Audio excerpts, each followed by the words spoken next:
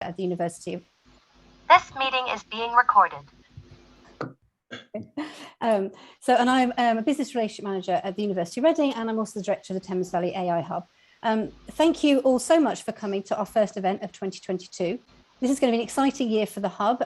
Not only are we kickstarting off with today's stellar lineup, but we've just been awarded an AI Network Award by the Turing Institute, the UK's National Institute for Data Science and AI. The award is going to support the organisation of a range of activities this year, including sandpits and hackathons, and will form new links and collaborations with the wider Turing network. So please do keep an eye out on LinkedIn and our website for more details of this as they're announced. Okay, so as for today, before we start, I'm going to go over some housekeeping and then explain how today's event will run. So please do use the chat function for general discussion and any questions you have. I'll keep an eye on the questions throughout the event and we'll ask them at the Q&A session at the end. You're very welcome to leave your cameras on, but please ensure your microphones are on mute. If you're experiencing any technical difficulties, please email us at our usual address, tvaihub@reading.ac.uk, and we'll be monitoring the inbox throughout the event. We are recording the event today. You should have seen that pop up on the screen just then. And this will be posted on the TVAIHub website under the library tab a week or so after the event. Please note this won't show the chat function. You can find recordings of most of our previous events on there as well. So to wrap up the procedure part of the day, I just want to flag that in the next few days, we will circulate an email with the slides and a short questionnaire about the webinar. The feedback is anonymous and helps us to improve not only our events, but the overall content of the Hub. The Hub is for the community, so it's really important to understand what you think. So please do fill that in if you can. So today we're going to be hearing 3 case studies which showcase how Eghosa Bazuaye, Associate Director of Informatics at Royal Berkshire NHS Foundation Trust, and Vicky Lee, Associate Professor of Informatics and Digital Health at Henley Business School, have worked together with clinical and operational healthcare staff to develop and implement data-driven solutions to real-world healthcare problems. So I'm now going to hand it over to Eghosa Bazuaye, who will give an introduction to advanced analytics in healthcare and go through the event agenda for today. Thank you, Baz.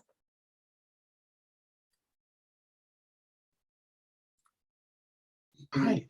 Hello, everyone. Can you see my screen? Yes, we can. I can see you at the moment as opposed to your slides. I can see your slides. Yeah. There you go. Hi. Thanks, Claire, for the introduction. Okay, brilliant. Can you see this? Yes. Good, good. Hi, everyone. So thanks, Claire, for the introduction. My team and I have been excited about today's event, so I'm looking forward to, so very, very, very glad to be here. What I thought I'll do today is I've structured an agenda that looks to showcase the progress that Vicky and I have been on for the last few years.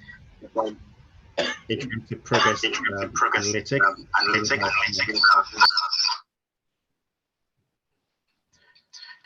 So I'm going to start Sorry, are you getting an echo in this? Or is it just me? We were, but it has now stopped. Although I've not got an echo, so I'll stop talking. Okay, I'll try that again then. So I put together an agenda that I hope can show the progress that Vicky and I have made over the last few years in trying to push through an advanced analytics agenda within healthcare. I'll start off by looking at the journey within the Royal Berkshire Hospital in terms of our digital hospital program, which is sought to move us from a paper-heavy organization to a paperless organization.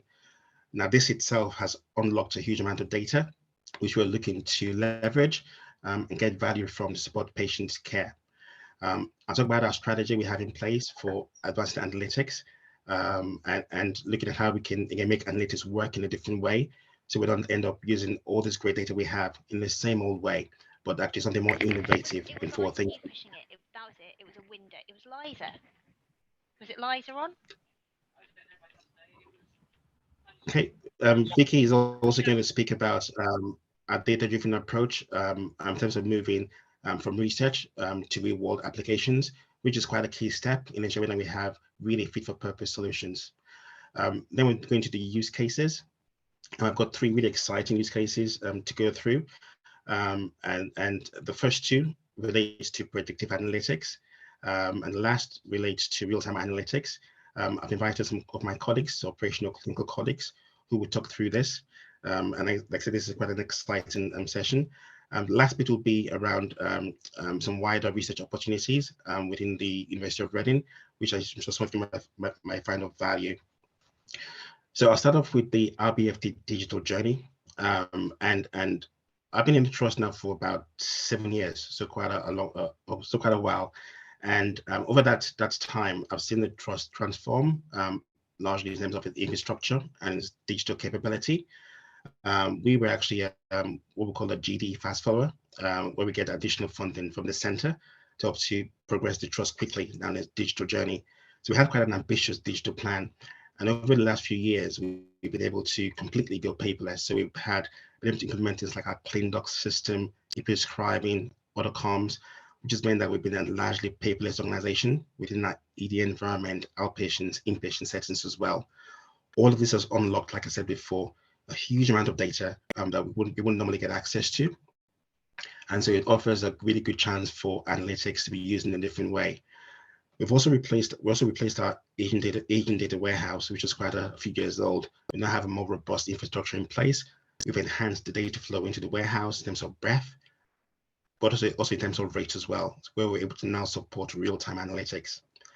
Within the wider system patch, we're part of the Berks West area. So we're part of the Connected Care program, which covers about 1.5 million people in the region. And that pulls data from primary care, so your GPs, from the local hospitals, so mental health and other hospitals around the place, council, and it goes into one big data pool, which again lends itself to a lot of research and opportunities for analytics. We've enabled our patient self-management solutions, so patients now have a patient portal where they can access their data, their history, their appointments. They can make changes to the appointments if they want to. We're also developing application forms, so patients can now capture some of their clinical outcomes, which again lends itself to more research and better understanding of our care. So what next for analytics? In that we now have this great digital environment, getting great data coming out of it. We have a strong, powerful warehouse. What I was keen on as the lead for analytics in the trust was that we don't end up using the same. We don't end up doing the same thing over and over. So can I just ask for everyone to go on mute, please? Thank you. Good. Okay, so what next for analytics? And I think the best way to describe the journey we've been on is the next slide, which has pretty much 4 blocks for analytics here. So the first 2, which is descriptive and diagnostic analytics. So what has happened and why it happened. This is pretty much the bread and butter of NHS analytics. We take a huge amount of data we analyze them using a range of BI tools, Tableau, ClickView. We produce lots of dashboards and charts. We try to understand what has happened in the past. And this analytics environment is all consuming, is what we do literally day in, day out, is never ending. And the challenge we have is how do we get the capacity and the capability to move up the ladder to more predictive analytics, so what will happen, or prescriptive analytics, how can make things happen. And I think this is where the work with the university and Vicky has been very helpful, is giving up the capacity and capability to do this.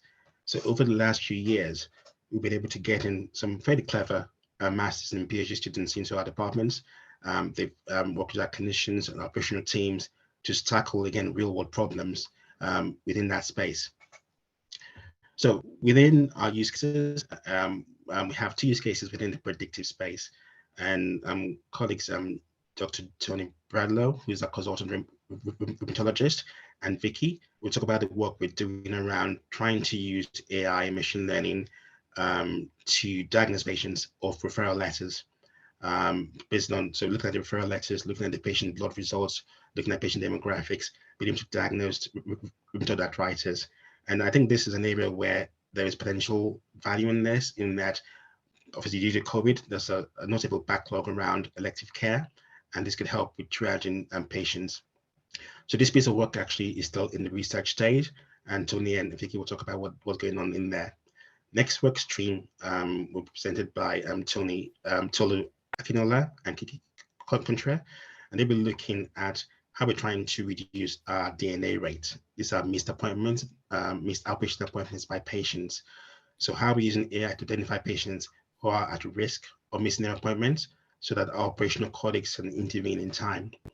Now, this work is still in the pilot stage, but I think we've gotten fairly good results that we can share here. The next work stream is around prescriptive analytics space, what I like to call actionable intelligence. And before I talk about the actual case, I just want to give a quick around what I mean around the analytics and actionable intelligence. So real-time data is really the whole of analytics. You know, if we have data, we know for a lot. But the risk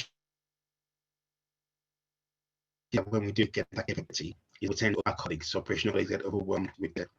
But we know that with a huge amount of that we can get overwhelmed, you know, okay, and the question is, we have this real time data, what to do with it. And so what we've done here in RBH is focus on what we call actionable intelligence. We felt that's where we could get the most value in terms of live data. And so we're using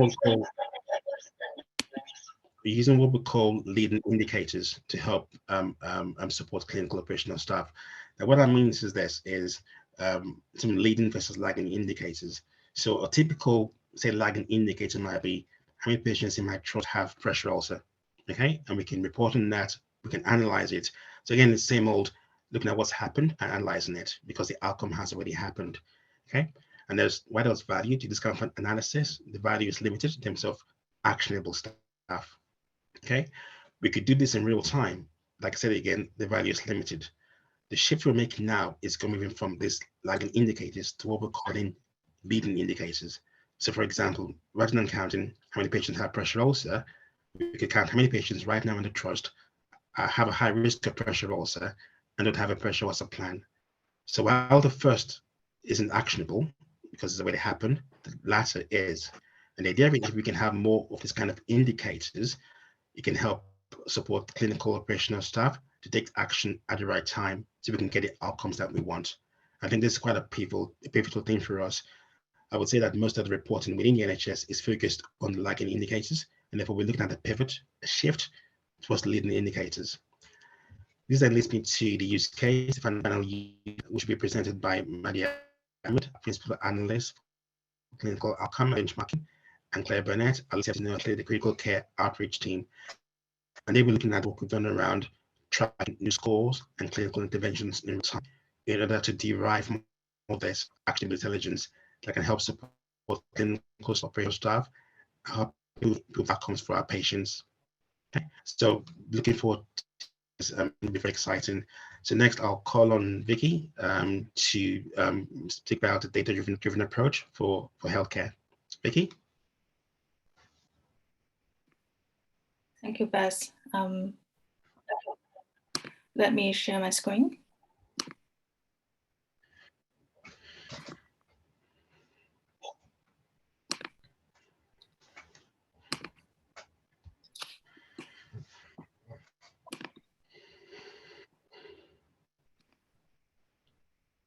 Okay, thank you everyone, and thank you Baz for fantastic introduction of the work in the trust and our collaboration, and thank you for Sarah and Claire for inviting us. And my name is Vicky Lee, and I'm an Associate Professor of Informatics and Digital Health from University of Reading. And as Baz mentioned, so we have been collaborating over the years about the data-driven solution in healthcare. And in my presentation, I will talk about how could we use the data, real world data, and bring the research to the real world applications. So what I'm not going to say is that how to modeling data, how to build a machine learning model, but what I really want to convey the message is that our approach to work with the trust and work with clinicians and work with the informatics colleagues. And I'm not the only one, also have my students here as well. I will introduce later. We have a PhD student, Bing, and Nicholas also being very active in supporting the technical, building the model in our solutions.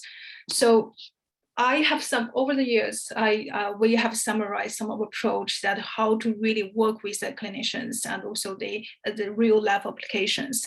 I think as most of the data scientists and also computer scientists, so when we're building the machine learning model and we are developing a data-driven approach, most of the time in the research, we're working on the open data set, as well as all the clinical, well-curated clinical trial data set collected from clinical trial.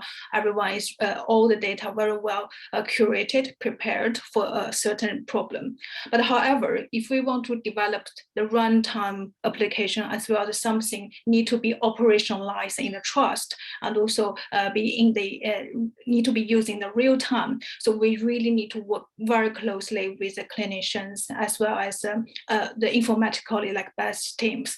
So that's why I call it as a co-development approach. I see it's really important, crucial that brings the successfulness and successful case studies that Beth mentioned into the life.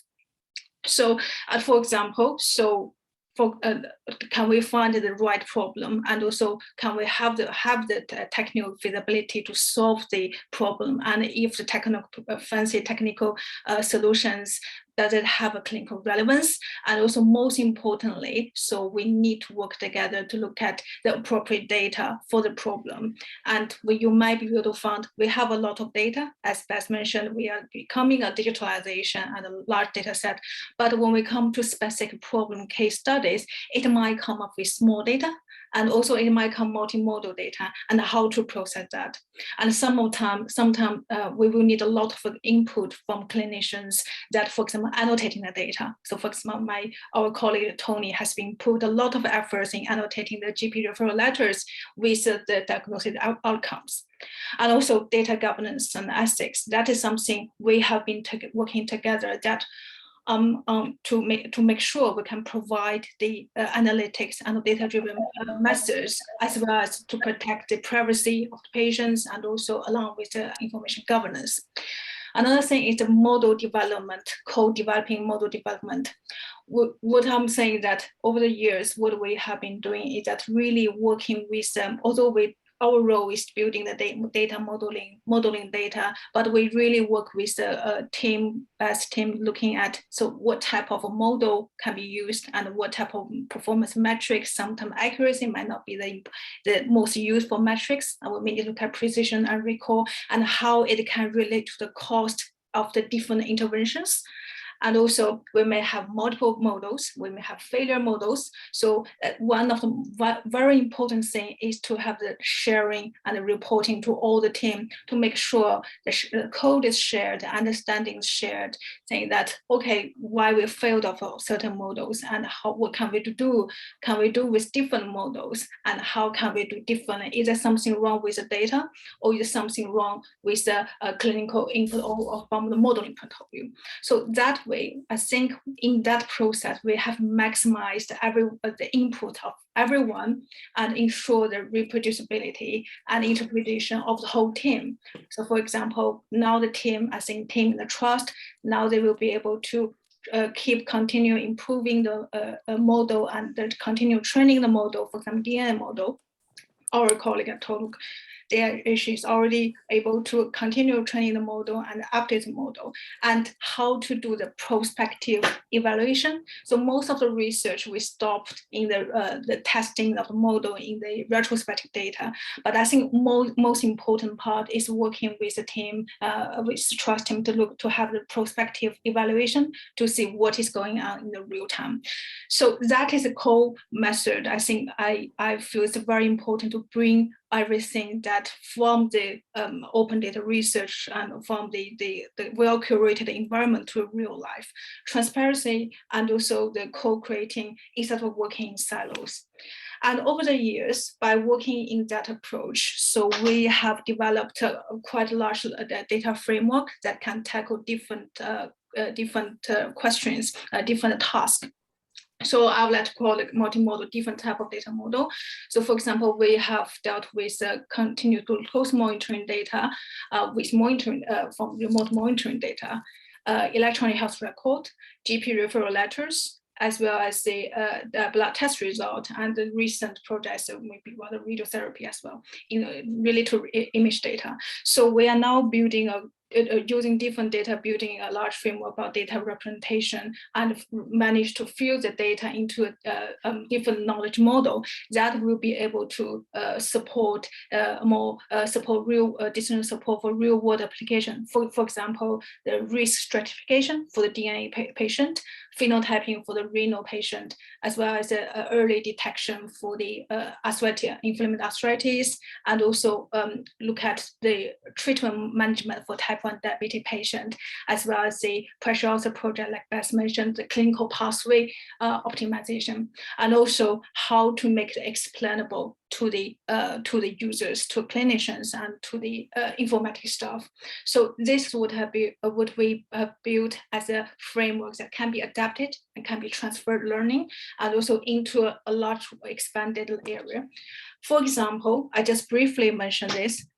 One very good example is the inflammatory arthritis referral triage using multimodal health data. So that we will introduce later in details, but you can see we have used GPU letters data as a blood test result fusing to a large knowledge model, and then can give a more explainable triaging recommendation, as well as risk stratification for the patients. So this has been accepted in the British Society for Rheumatology conference, and this model actually can be expanded in the large in the other diseases as well, as now we can gradually build a large multimodal knowledge model.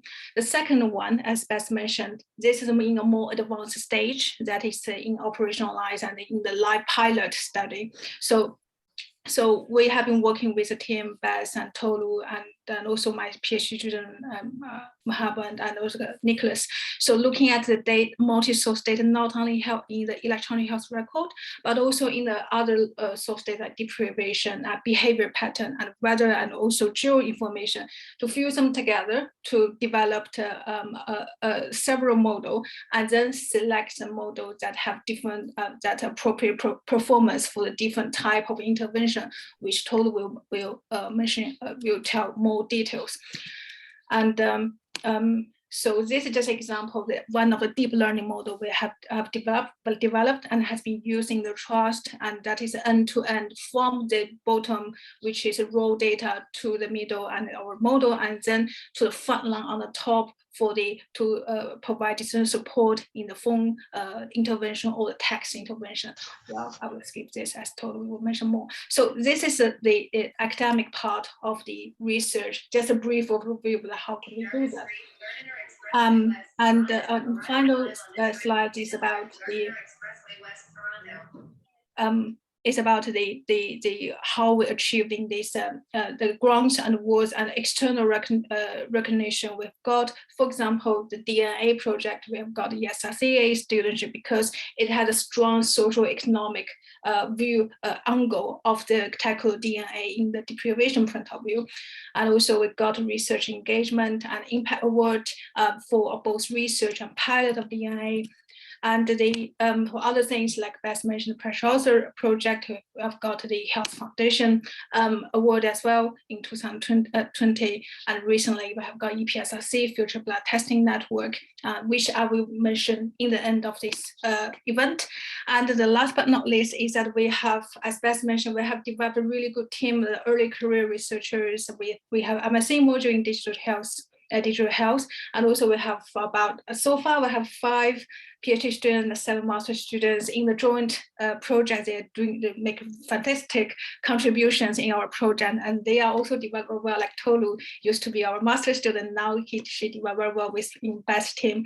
So this is an overview of my part as an overview from our approach in the research, being research into real life application. So I hand over to Bess. Thank you, Vicky. That's very helpful. So next we'll look at the case studies, and we'll start off with the work around the arthritis. Tony, Bradlow, and Vicky, do you want to lead on this? Right, thank you. So good afternoon. I'm Tony Bradlow. I'm consultant rheumatologist at the Berks, and I've been doing this project for the last couple of years with Vicky. I just thought, next slide, please, to discuss just for a moment, the potential use of AI in healthcare, in that that may be aspects you haven't looked at before. All specialties have guidelines, which are in effect algorithms, and some of them run to hundreds of pages. There are national databases in many specialties, for example, the National Joint Registry. Going to my own specialty, rheumatology, all rheumatology departments have big databases, which are getting bigger and better. Examples are the commercial Dawn database that I'll refer to a bit later, the hospital EPR, which is has a huge, massive data, as you've heard, and many departments have their own custom databases. I felt it would be interesting, how I got into this, would be interesting to crunch data in these databases to see what emerges. And in Dawn, for example, we've got 30 to 40 data points on each patient, a lot more in every electronic patient record, but we're still not, Facebook is still far more than us, and Google probably lots more than that. Next slide, please. So the actual use of AI in healthcare, you probably know more than I do about it, but basically involves pattern recognition, with systems adjusting themselves in response to data coming in. And the aim, and this is vital from our point of view, is to identify patterns that link to particular outcomes or phenotypes. The AI requires training on proven cases against these outcomes to produce patterns that become matched to the outcomes. Successful examples so far are OCT scanning, diagnosis of X-rays, and histology slides, which are all static, whereas natural language processing is something that is relatively unused, and we've been researching into that, looking at the words in letters or bodies of text that can form patterns as well. It takes a heck of a lot of cases for the AI to be trained, and the data has to be curated. And that has been one of my key roles, is to find and curate appropriate data to make it analyzable. Next slide, please. So as an example, our Dawn rheumatology database, this is a commercial database produced by a company in Cumbria. A lot of rheumatology departments have them, and their purpose is to be used in the monitoring of patients on particular drugs called DMARDs, a clunky acronym for a clunky name. These are drugs that modify rheumatic disease rather than just treat it symptomatically, but they need a lot of monitoring. So all the patients on the Dawn database have a couple of characteristics. They are all well diagnosed. They're all on these DMARDs. They all have blood tests, which are extracted automatically from hospital or GP labs. They have a system for flagging up abnormal results, or rather results outside the reference range, and they are curated by nurse specialists who enter treatment changes, enter medical events, contact patients if abnormalities come up on their blood tests, or indeed if they're not performing their blood tests. So it's a kind of a good database, but not nearly like the EPR, which is vastly bigger. Next slide, please. So the aim of our project was to see whether we could automate allocation of new GP referrals to early inflammatory arthritis clinics. Why to do that? Because the earlier you get inflammatory arthritis, the better the prognosis is. You've got to get in early with the treatment, and this is recognized by NICE in its standard 33. But I have to say, currently, nationally, for early arthritis, the hit rate is not even 50% in a lot of areas. So we're way short. And one of the reasons may be that the existing pathway is so clunky. A patient gets symptoms, they go to their GP or talk to them on the phone. The GP decides this could be early arthritis, writes a referral letter. This gets put into Choose and Book, or now as it's called, e-referral service. The patient chooses which hospital they're going to go to. The letter is sent to that hospital. It is then downloaded and extracted for analysis, triage by the clinician, and the whole process takes several weeks, although it's faster with designated early inflammatory arthritis referrals. Our aim was to develop a triage model which does this whole thing at the point of referral, so that it doesn't have to go through this palaver. And the Dawn database has got a ready-made set of patients to train on. They've got arthritis or they've got other inflammatory rheumatic diseases. And we could actually compare the two categories, arthritis and other inflammatory conditions on Dawn, or merge them if we wanted to. Thank you. Next slide, please. So the collaboration you've heard about, Vicky, me, and several others who are all listed there. From the clinician's point of view, it's crucial to define the problem that we want to solve and then work with collaborators to do it. And in many ways, it's more active than other kinds of clinical research, possibly epidemiological is even more active. But crucial that informatics and data scientists, collaborators understand what we're doing and issues like data protection, how our databases work and what's in them. And that's another key role. Thank you. Next slide, please. So this is what we currently do with paper. The GP letter comes in, you have a quick look as a consultant at the what the letter says, maybe glance at the blood results and think, yep, this could be inflammatory arthritis. Next slide, please. But what AI allows is for us to pick out all the other stuff in the GP letter, the clinical information summary with medication, comorbidities, etc., that we never frankly look at, and make something of it. Now, our study is not looking at those other things, but we're starting small and hoping to build out on that. Next slide, please. So just briefly, as I've said, the curation of the data by hand is laborious, and it comes down to the GP referral letters and blood test results. The blood tests are easier to get at because they're in the lab database. Training the AI to recognize the patterns in both blood tests and letters, and using it to predict, as I've said, at referral or even before referral, possibly, who has inflammatory arthritis. But currently we are having problems with machine reading of referral letters and letters in the EPR. And for that, we really need the help of the health informatics department, for which we're very grateful. Next slide, please. And the previous one, just an example of the kind of letter we use.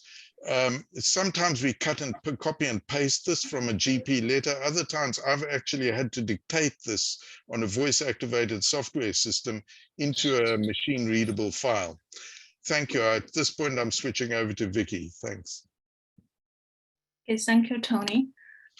Yes, as Tony showed us, so there's a lot of data in the rheumatology department. Also, we have quite a lot of information from the GP referral letter, like Tony has mentioned. So then we come up with the ideas, how could we use develop a data-driven triaging model that can be used in the process from the referral to the treatment, and in a way that accelerates the process and to reduce the time for the waiting time for the patient, as well give doctors more time to see the patient instead of doing this triaging work. So what we are looking at is to, as we mentioned, to merge different data and then to build a machine learning model. Well, so being my student Bing is also heavily involved in the modeling methods. And before we started work, we did a little review and a review about other existing work already exist to address the problem. But interesting to see that most of the triaging process is a labor intensive, is a manual process like scoring system or labor manual system. Well, there are some research about using data-driven methods, but the majority of them is in the emergency department and mainly use only the structured data. But now what we are addressing is that how could we use the multimodal data, for example, the unstructured data as well as structured blood test result data. And also we haven't found any research that to develop the model that from the primary for the triage from primary care to secondary care. So, and then Bing and I, we have been developing our own methods not to use this, we call it the heterogeneous data-driven hybrid machine learning that will tackle these challenges. And when we look at the data, we're really thankful for Tony's efforts in annotating the data and collecting data for us. And then, we still think, we look at the data, but still think it's slightly small data, although we put a lot of effort collecting that in comparison with the normal open source data natural language processing. So then to address this problem, so being and we have been doing the data, for example, some technique, for example, data documentation, and also some of the patients, they have either GP referral letter, but they don't have blood test result. Some of the patients, they have both, but some of the patients, they have only blood test result. And this is another thing we need to tackle for this type of real world data. And also another thing we really want to tackle is that we don't want to just give a recommendation, but we also want to give an explanation together with the recommendation to tell the doctors that why this machine recommend this patient is inflammatory arthritis or is in other disease. So those are the, as you can see, the very simplified methods on the screen is what we have been using to tackle some real world data challenges. And this is a more detailed structure that drawn by my student Bing. And so you can see we use natural language processing and use several different data augmentation techniques, and also developed based on the transformation BERT-based model and for the natural language processing part.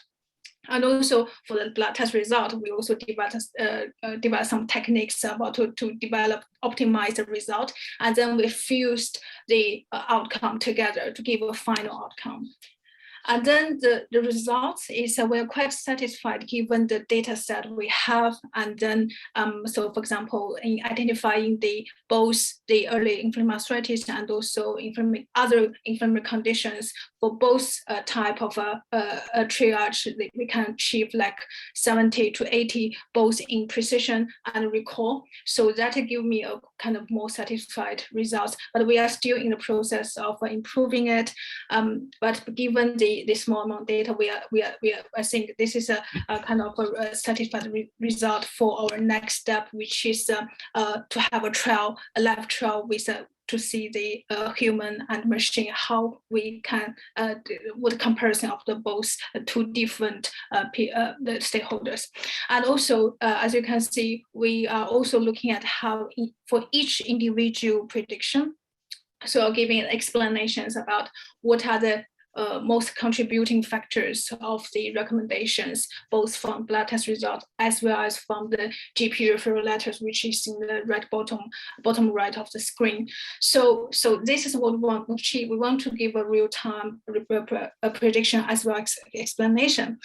But so we have been talking about with Bess and Tony about the operationalization of this, but we do have challenge in operationalizing this part, because we will need to make sure we don't have a lot of the machine readable GP referral letter. Tony will talk about later about this. So we need the analyzable GP referral letter in order for us to build an end-to-end data pipeline, like a DNA system we built. So we need to have an end-to-end data pipeline for the live system for the workflow. And also, if we want to have explainable results, we will need to have a computing resource. So to make sure we can have explainable result at the runtime, at the real time. So those are the challenges we have been discussing and trying to address together with Bess and Tony. And I will hand it over to Tony for the next few slides. Right, so just to finish off with the stages of our study that we've been through those 7 stages marked in blue. And the remaining ones are to see how good the model is in practice, and to by running a human versus machine trial to verify the efficacy. And in fact, I've emailed Baz about that this afternoon. He probably doesn't know it yet, but that's in the offing. But you can see we've been through a lot of stages of this. Next slide, please, Vicky. Thanks. So just a word on the collaboration. It's one that I value enormously. I've done a bit of collaborative work over my career with other doctors, with nurses, allied health professionals, and this is just as important, I would say.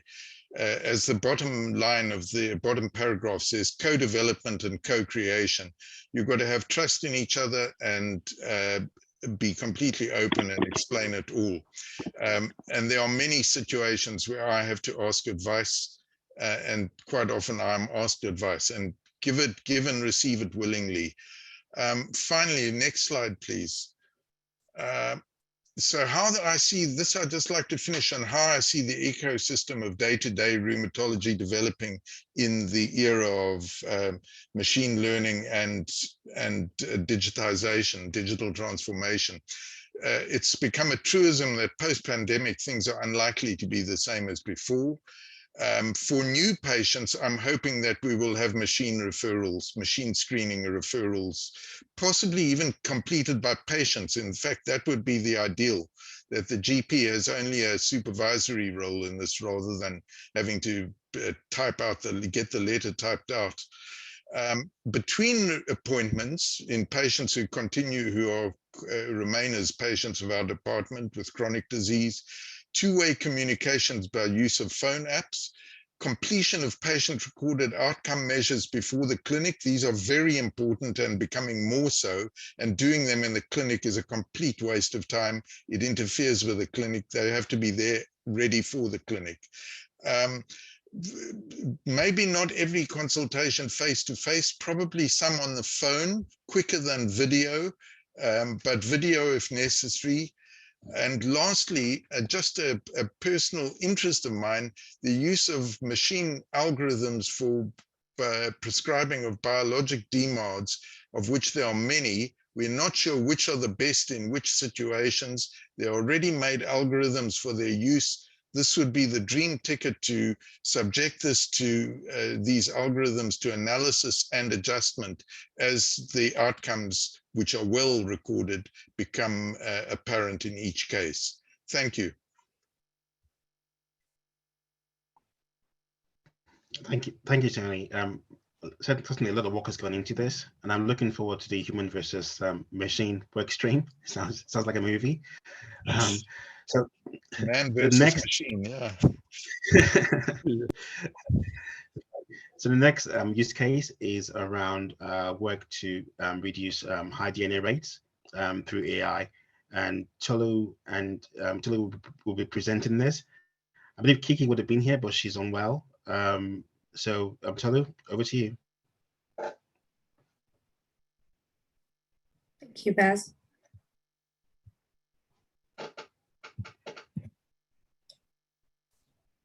Okay.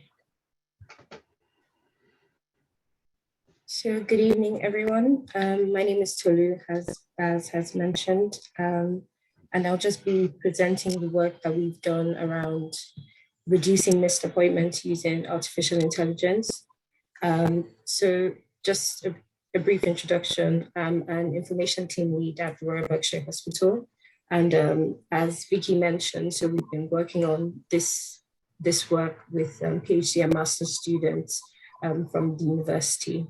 And so in this presentation, I'll just be speaking about the solution that we built in partnership with the university, some of the steps that we've taken, and I'll be showing some results from our pilots when we operationalize the model at the hospital.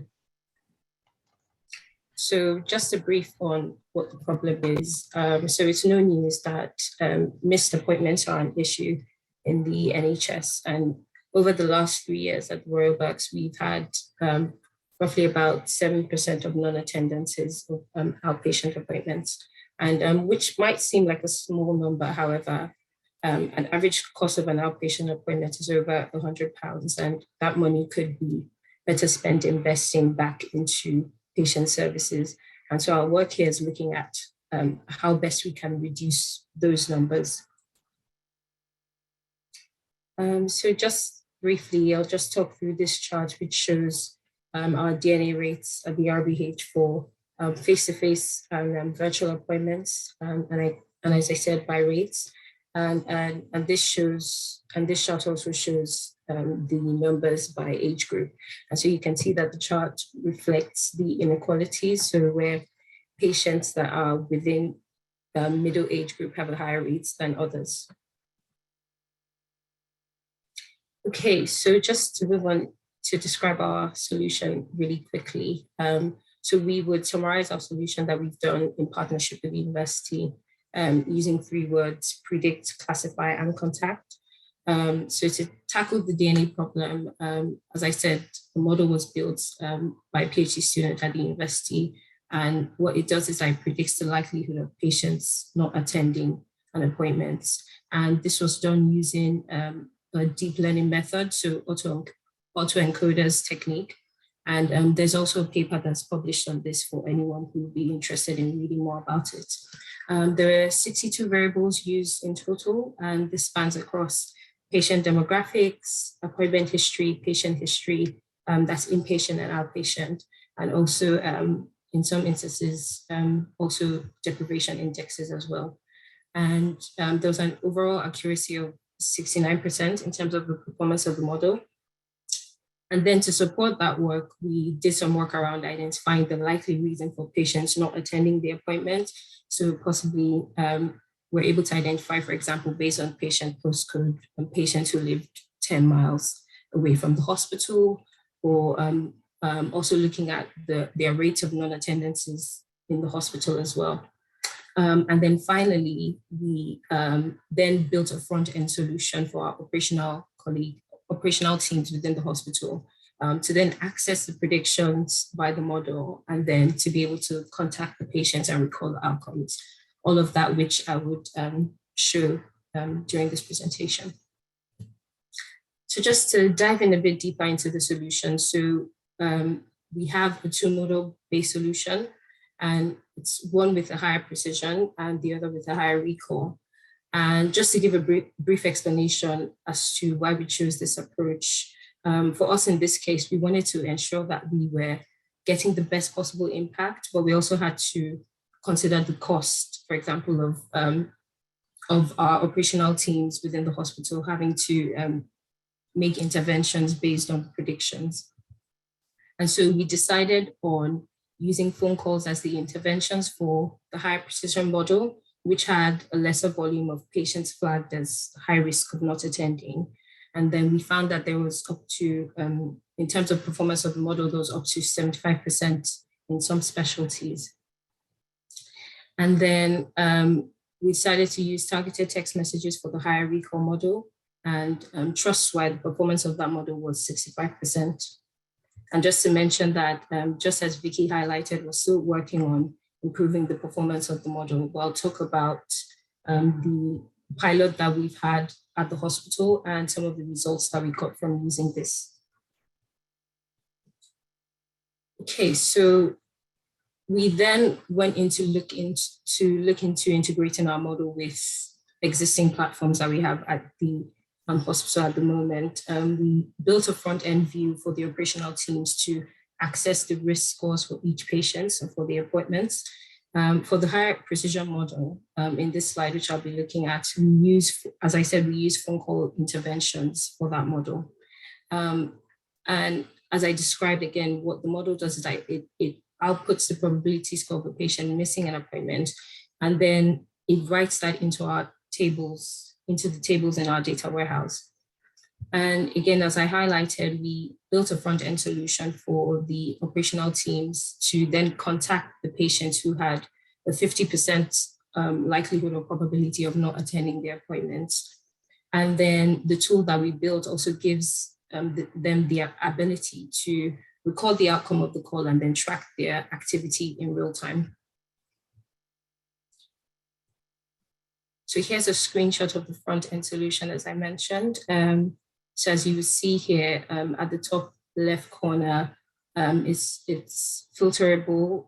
So the operational teams will be able to select the date of the appointment, likewise their specialties and the various appointment types. And as you will see at the center, there's a grid which then gives them the information. At the far end corner, you can see a probability score. So where it's green, so those are patients that are classed within a 0 to 50% category, and then greater than 50%, 75%, and 85%, of which we then recommended to them to contact those patients to remind them about their appointments. And then in terms of the higher recall model for text messages, So the workflow is similar to that of the phone calls. And just to mention that this is an area that we are yet to operationalize, but then the plan is for us to use the text messaging service that's provided by Doctor, which is an external company, and to leverage some of the functionality that's available on their platform, such as the ability for the patients to respond back with a no if they're unable to attend their appointments, and also the option to expand their no option to let the patients let us know why they're unable to attend. And again, as I mentioned, these responses will then be actioned by our operational teams to then save the time and possibly rebook patients into those slots. So this is just a screenshot of the homepage, which then gives the operational teams a more personalized experience. And then they have access to real-time analytics, so seeing the outcomes of the phone calls and the text messages. And also, as I said, they're able to then view all of the patient details, patient level details, as I showed in the previous slide. Okay, so this is the bit where you're probably more interested in hearing about, did it work? So we ran a pilot over a 12-week period in a few specialties. There were 160 patients contacted, out of which 111 were spoken to by our operational teams. And these were phone calls that were made to remind them about their appointments. So again, bearing in mind that these are patients that had a probability score of 50% and above. At the end of the pilot, we recorded about 64% rate of attendance. So as you would see in the first chart above, there was a 64% attendance rate. And then we also saw that there was about 25% early cancellations, again, which is good for us because then it allows the teams to cancel and book someone else for that slot. And then a lower DNA non-attendance rate within that cohort. And then amongst the patients who weren't reached or were possibly left a voice message, we saw that there was a 33% attendance. However, we saw that there was a 51% non-attendance, of which we would then say that it speaks to how well the model performed in predicting that the patient will not attend. So, okay, so this is just, in closing, this is just a quick summary of the lessons that we've learned. And this was put together kindly by Kiki. And she's highlighted a few lessons that she has learned being the operational lead from, being the team lead from an operational point. And the lessons are majorly around the essence of working hand in hand with operational teams from an informatics perspective. And also from an informatics point, ensuring that we introduce AI solutions to our non-technical teams in a simple way, keeping the language simple and ensuring that we keep the communication channels open over time as we work through projects. And yes, and as she has rightly put here, we can't offer the best possible care to our patients if we don't work together. So that is the solution in a nutshell. Thank you very much. Thank you, Shirley. And actually, this DNA workstream was one of our first AI workstreams. So it's been a bit of a steep learning curve for us. We're still in the pilot stage, but it is looking very good. So the next use case will be around actionable intelligence and real-time analytics. And I'm looking at Matt and Claire to present on this. Hi, Baz. Hello, good evening, everyone. Thank you so much for that introduction. It's been an eye-opener for me, and what a fantastic event so far. My name's Claire Burnett. I am the sepsis clinical nursing lead at the Trust, but I also work as the lead for a recognition of deterioration quality priority here. And it's been an absolute honour to work with our informatics team in developing this deteriorating patients application, which we will talk you through today. So Mads is kindly doing the slides, and we will be a bit of a double act today. Okay, so what we will be covering is the background of the project, why it was important that we develop this. I will hand over to Mads, who'll give you a live demonstration of the application, and then we will discuss what's next for us and how we hope to implement this next off. So deterioration is linked to 90% of NHS bed days, and we know that there's a large number of preventable deaths that occur in hospitals each year. Now, obviously, reducing inpatient deterioration has good outcomes for our patients on an individual basis, but actually, if we can control capacity in areas that we provide higher level care, such as ICU or HMU, it means that the flow throughout the hospital is more manageable and that we're actually able to give better care to all of the patients coming through our doors. So historically, there has been quite a reactive approach to recognizing deterioration, and I will talk a little bit about some of the methods that are used. But what we wanted to do is to come up with a proactive approach to recognize potential risk of deterioration. And this was a joint project between the clinical team and the RBH Informatics. We tapped into data that we had already collected and was stored as part of our electronic patient record, or EPR system. And what we wanted to do was to pull all of that information together out of the depths of EPR and present it in a way that was really, really easy for clinical teams to utilize on a daily basis. All of this with the overall aim to increase visibility of at-risk patients using multiple determiners of concern. Now, some of the parameters that you may already be familiar with were utilised here. So we use the National Early Warning Score, which is a standardised track and trigger system, which is used across the NHS in both acute hospitals, but now also in the community and by our ambulance colleagues, to detect deranged organ function. So this is detecting when deterioration has occurred.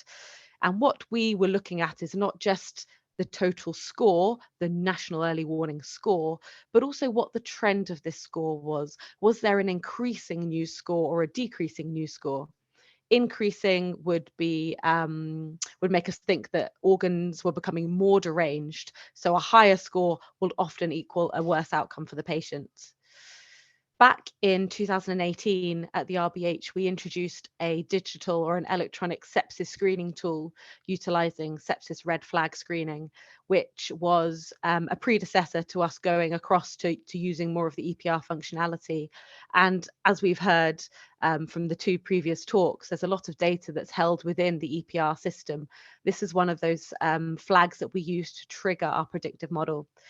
And we also wanted to look at nursing, family or carer concern, because we know that this is a well-documented pre-diagnostic indicator of deterioration, patient deterioration. Great, so I'm going to hand over now to Mads, who's kindly going to show you the application live and take you through some of the points of interest. Thanks, Mads. Thanks. I will just give a quick introduction while I'm pulling up the app. I am Madika Ahmed. I'm a principal analyst in Baz's team, and I lead on care quality. So this is our front-end app for deteriorating patients. It's currently showing a total trust view, but you do have the ability to go in and just filter down to any ward you want. And as Baz has mentioned previously, we were really interested in those leading KPIs. So using something actionable and being proactive in what this was showing us. So the KPIs we went for are around the parameters that Claire's just mentioned. So we have a nurse concern raised within 24 hours. If a sepsis red flag was highlighted against the patient, if the patient had a new score of 5 or more within the last 12 hours, and a couple of indicators around the new score. So if the new score was more than 6 hours old, we deem it to be out of time, and those patients would then need an updated new score. Or if the new score had increased by more than 2 increments within the last 12 hours, We've also put in a couple of COVID measures just for sight during the pandemic. So whilst we have those KPIs, the actionable step comes in because we've identified those patients. Out of those patients, how many have not been seen by the critical care outreach team that's something that would need to be actioned and can easily be seen on the dashboard. And again, how many of those patients have not been seen by a clinician. We've also put little graphs against each KPI. So if I click on one, this shows the spread of patients throughout the trust. So you can see where the highest number of patients that have a max new score of 5 or more are, and that would be in ADSU ward. And we found this to be really helpful for especially the critical care outreach team, because they're able to use this functionality in a way that doesn't allow them to have to wait for a referral from the ward or have to be called to a ward. And they can easily go into her and look and then decide for themselves where to spread their resource and where to action first. And then again, if you just click on any of these KPIs, the patient level below then filters to show you the patients of relevance. And this patient level table gives you the patient information around the admission. So when they were admitted to the hospital, their total length of stay within the hospital, and then their length of stay on their current ward.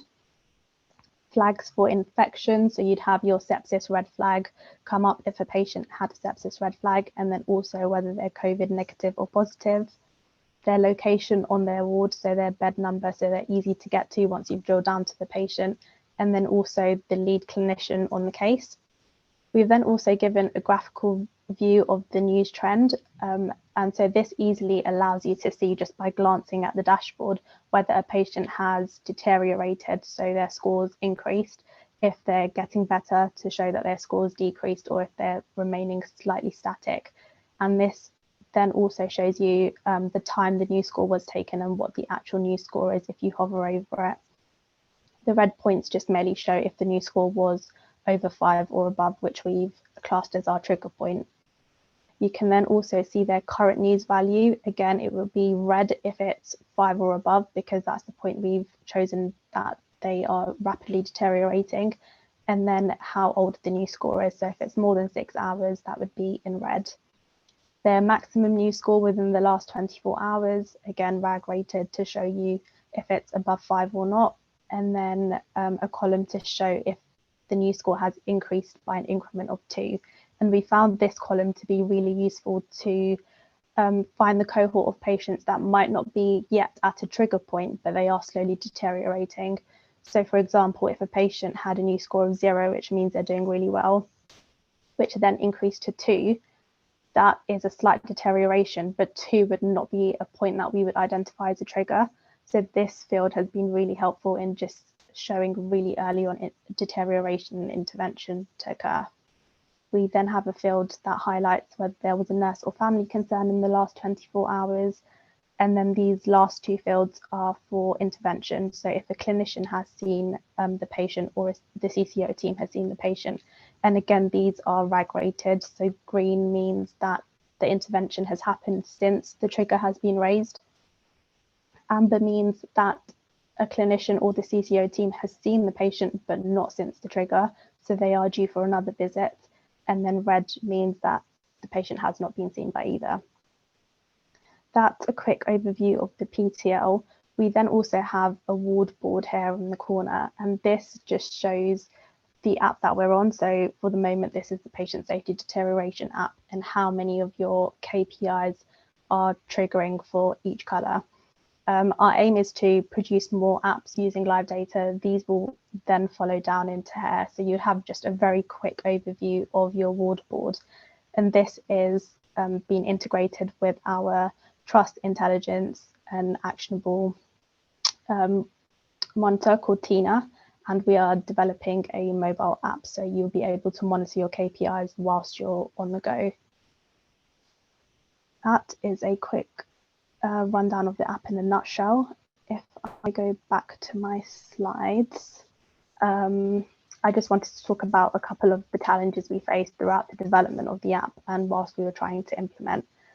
So the first major challenge we found was that our data warehouse wasn't able to support real-time data flows, and we weren't actually envisioning that to be the case. So what had to happen was that we had to create a secondary streamlined data warehouse, which was much smaller, that only had real-time data flows.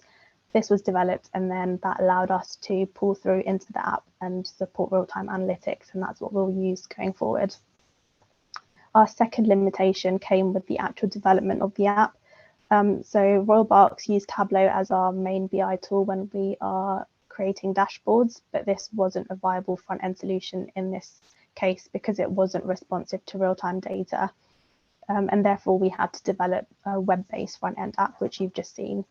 And like I mentioned, that's been integrated with Tina, and the mobile app will soon come too. And the final challenge we were facing was trying to figure out how to integrate the new technology with BAU within the hospital. And as you can imagine, the hospital setting is very busy, so we didn't want to have something that the clinicians were always watching or always thinking would trigger. And so, as Claire mentioned, we worked very closely together to create a product that was streamlined and would be useful to clinicians and beneficial in their work. And so we piloted for around 2 months now, and Claire will speak more on how that pilot went. Thank you, Maz. Yes, as Maz said, we have conducted the initial pilot of the app and had some really positive feedback anecdotally from the staff. And whenever we first launched the app, we did it on a large screen, which was touchscreen, so that the staff felt that it was really visually appealing, it was very engaging, and they found that there was especially high levels of nurse engagement during handover period, which we know from a patient safety point of view is a really high risk time. So during handovers, but also safety huddles, whenever the allied health professionals, the doctors and the nurses would come together, they would use it as a reference point as they were working their way through their ward. It's highlighted a few data quality issues, and this often comes down to clinicians, to nurses using the electronic patient record in a way that may be convenient but doesn't fulfill the full process of what they need to be doing. So what we've been able to do is work with the clinical team and address those quality issues as we've been going through. So as well as piloting with a clinical area on one of the inpatient wards, the critical care outreach team have also been utilising this, and it's given them an overall hospital surveillance method, which is about to be picked up by our bed management team in terms of hospital coordination and looking at potential acuity on different areas whenever we're moving patients. So this is really the first step whenever we're talking about these kind of deterioration apps. Obviously, the information that we are able to pull from the app is only as good at the moment as the information going in. So what we'd really like to do is, as we develop our use of the electronic patient record and the vital signs monitoring and organ function monitoring, we'd love to be able to update the app with that as we go. Lovely. Thank you so much. And thank you to the wider team for supporting us with this.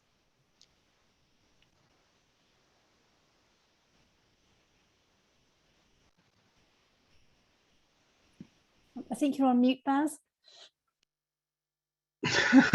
Thank you. Yes, I was just saying how excited I was by this project, and to me it marks a pivotal shift in how data is used in the trust and has the potential to have a real impact on how clinicians work, how operational staff work, and direct interaction with patient care. So it is quite pivotal. So thank you for that. So next up would be Vicky to talk about wider research opportunities at the University of Reading. And actually, just one last thing to add on to Claire's presentation was that I think the Patient Safety Committee have now approved the app to go live across the trust.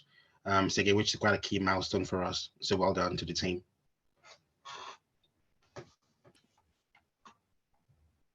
Okay, thank you. Well done. So I really enjoyed listening to the real-time analytics.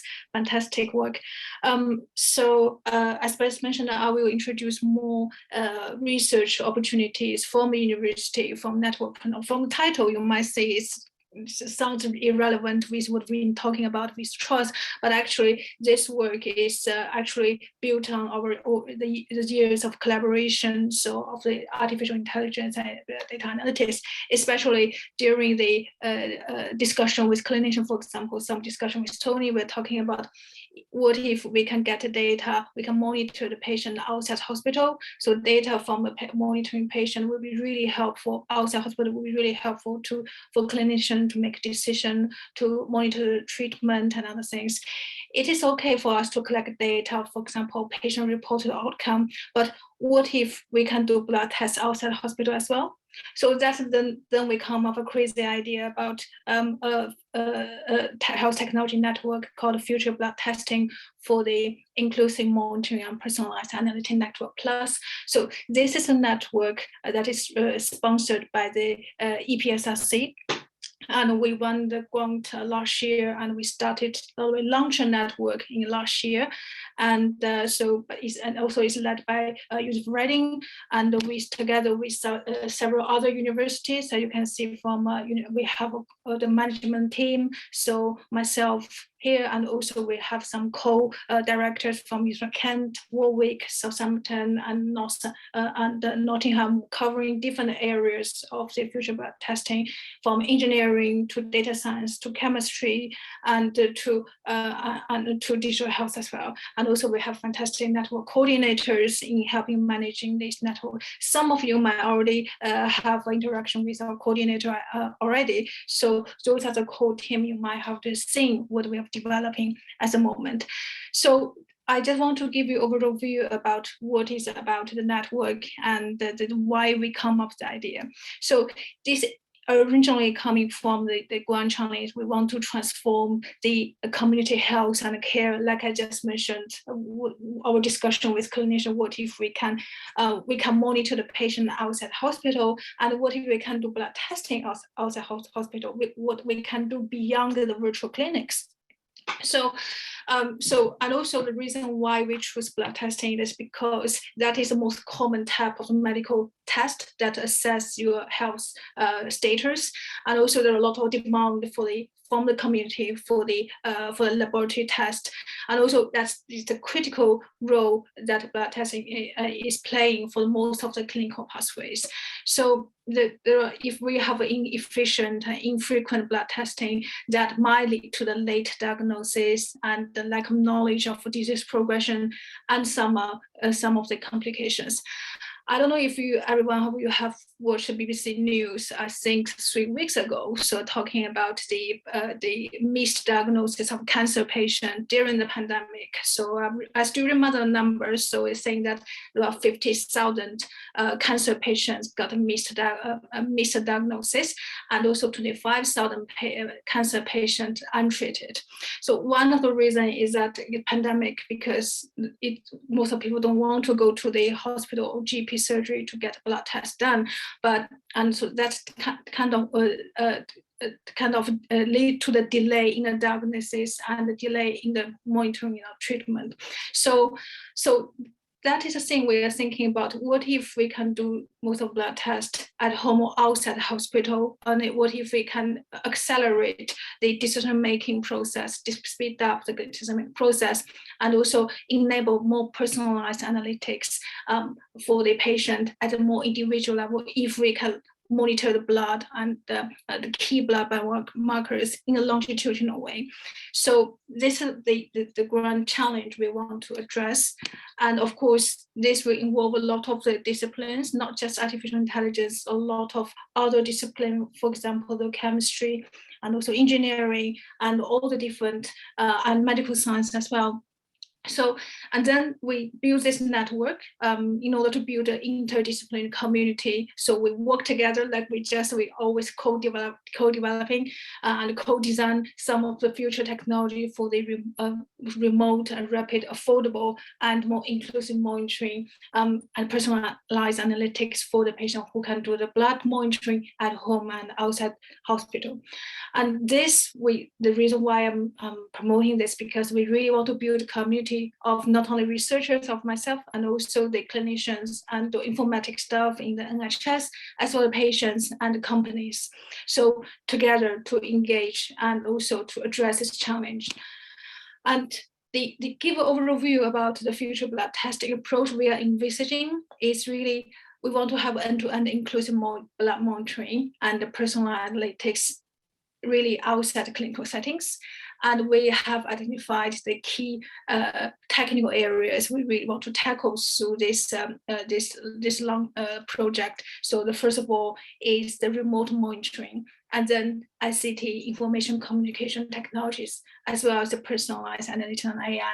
And how not only we're looking at the population reference of the normal and abnormal of the blood test results, but also could we have a personalized value for each different person through the longitudinal monitoring of the blood biomarkers? So that means we will need to build a new digital system to support the real-time blood monitoring and also enable self-management and timely intervention. To give you a slightly deeper view about what are involved in this in our key areas. So of the research, first of all, the remote monitoring really involve about the how can we monitor the blood biomarker in a more invasive and also affordable way that may include sensing a point of care device, and also imaging and optics and biochemistry, and also that will lead to the more portable, affordable devices for the high quality monitoring, and we'll be able to get high quality data for the analysis as well. And ICT, of course, the connectivity as well as security and provenance and standardization of the data from the monitoring of different medical device, from different blood testing point of care device, how to standardize the data and also personalized analytics and AI. And this part, I want to emphasize two key areas we are looking at. One is how to use artificial intelligence to analyze the blood itself. It's more like similar like a digital pathology, but more we're looking at how could we do robust AI that can analyze the image or other information we get from non-clinical area and then identify the blood test, analyze blood test results. And another aspect, it will be the personalized analytics to see how the subtle changes of people's longitudinal blood monitoring can reflect the clinical outcomes. So we really want to how to set up the personalized baseline and then to monitor in a more personalized way, which will become more finer alerting system. And we're also looking at exemplary clinical and healthcare areas, for example, early detection like cancer and autoimmune disease, diabetes and other blood disorder and many other clinical areas as well. And also drug and treatment monitoring, because a lot of the treatment, for example, inflammatory arthritis, they require quite a lot often the blood test. So that could be another application area, and how to improve the efficiency in primary care pathology and other services. And we also engage with the patients and the hospitals. So in order to achieve this, we have organized a large international consortium. So apart from this 4 or 5 universities who are the management team, we also have a very strong international university from MIT, Stanford, and UBC, and Hong Kong, and Karolinska, as well as from international point of view, and have several hospital trusts. Well, as you can see, Berks playing a very prominent role from here. And also companies, and also we have another thing I want to say is that we are also kind of network of networks. So each co-directors are actually coming from different EPSRC network, including health technology network like Cyclops and OATech, and another network AI for scientific research discovery, and Internet of Food Things, as well as IT as a utility. So we really have covered really a lot of the stakeholder end users, academics, industries, and also the networks of networks. And so what are we going to do? in this network, and what are the opportunities for the communities and to engage with us. So the first of all, we build a community for the to really active community to work together, like the presentation we just done before, to really continue our co-creation and co-development activities like what we have been doing between me and the BEST team. So we are also hoping to help the colleagues to co-create and co-develop novel ideas and around this scope, and also with more about collaborative innovation projects. So that may involve new digital project, new engineering project, and also generate proof of concept, prototypes, and also technology know-how, and even patent. And then we hope to support and follow our larger research grant applications, either EPSRC or NIHR. So, and most importantly, we want to achieve impact, not only the prototype we developed, but also in the future, we hope to have like a larger impact influencing guidelines and also policy making in this area. And also the early career researchers, as you already seen in our collaboration with Berks between universities, we have really developed good early career researchers, and they develop well, and in our network as well. So we also engage with postdoc and the students to really bright ideas to get it. To come up with good ideas. So Vicky, sorry, just to flag, we've got 10 minutes left for the end of the session. So if we could sort of wrap up a little bit, and we've got time for Q&A then. Yeah. Sorry to interrupt. No problem. It's the last two slides. So we recently launched the landscape call for the to identify roadmap towards the future blood testing, and you can see the funding call can be found on our website. It's very easy to find, and also a lot of networking workshops, online seminars, and also the international conference. You might have seen some familiar faces here, so we have a lot of the meetings happening. So this is the end of my slides. So if you're interested to join more network research opportunities, feel free to get in touch with us. And we have put the contact information here. You can contact myself as well. And so that's all from me. Thank you very much. Brilliant. Thank you, Vicky. And thank you to all our speakers. As someone's just said in the chat, it's an incredibly informative session. So thank you all so much. I've got a few questions in the chat, and a few have been sent to me. So the first question is for Tony. Is it possible to get access to the data that you discussed, or is there any way to get involved in this project from the technical side? Well, from the technical side, that's really Vicky's department, and I'm just on the clinical side. As to access to the data, well, it's anonymized, and we're just knocking it around at the moment, using it for analytics. But as far as unanonymized data is concerned, I'm afraid not. It stays confidential. Okay. Thanks, Tony. And Vicky, do you want to respond on the technical point? Yeah, I think the access to data, we always need to follow the information governance from the trust. So we always need to consult BES and also the information governance team. Is this okay for us to access the data, or is this data for a certain research project, or if the data we are sharing is that really anonymized? And so we will always need to get approval from the trust before we get access to it. So from technical side, if you want to have access to data, we need to be under the information governance framework. But I think BES will have a more detailed answer for this. Thank you. So then there's another question to Mads. There's a question about when you were presenting that there was a lot of normal reports from the database, and do you need to use AI to produce the report?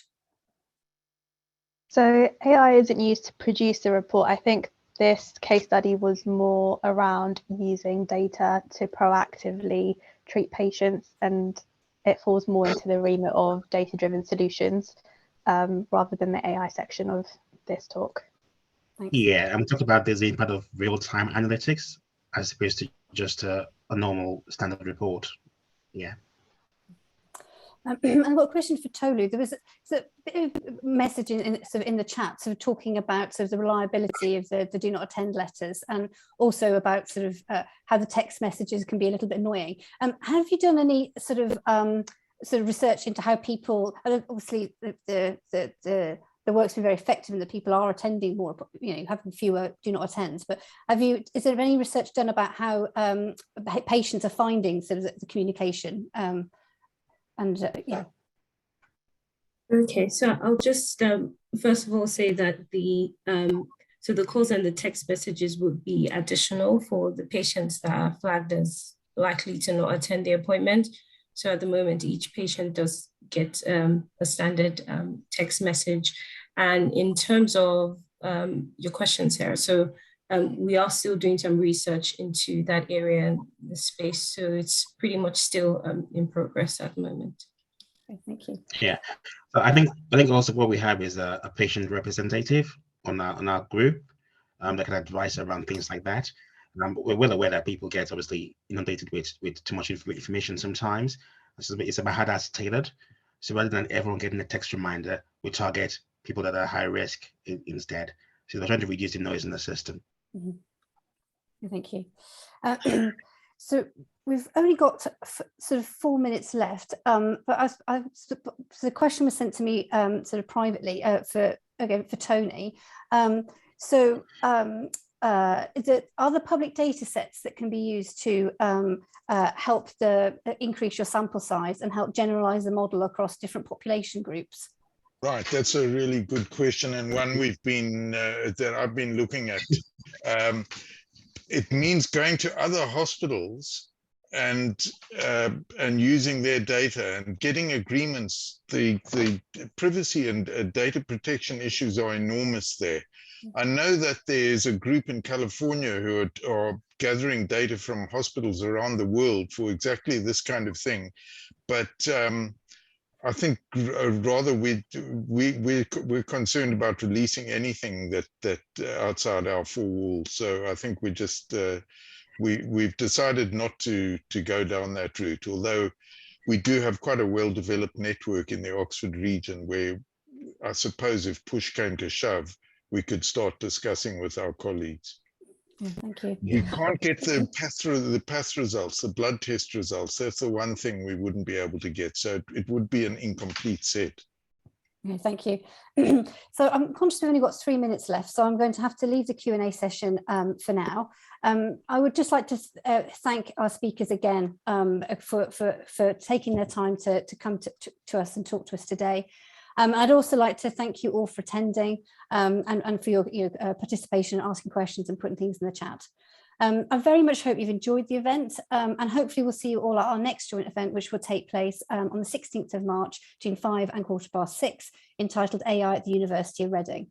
Dr. Varun Oja, a lecturer at AI at the university, will be giving an overview of 10 years worth of research highlighting problems that have been solved across a variety of disciplines, including pharmaceuticals and drug discovery.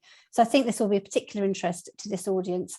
We'll also be giving an overview of the different ways that you can work with our students and help you access a talent pipeline. I'll put a sign up link into the chat now so you can see that.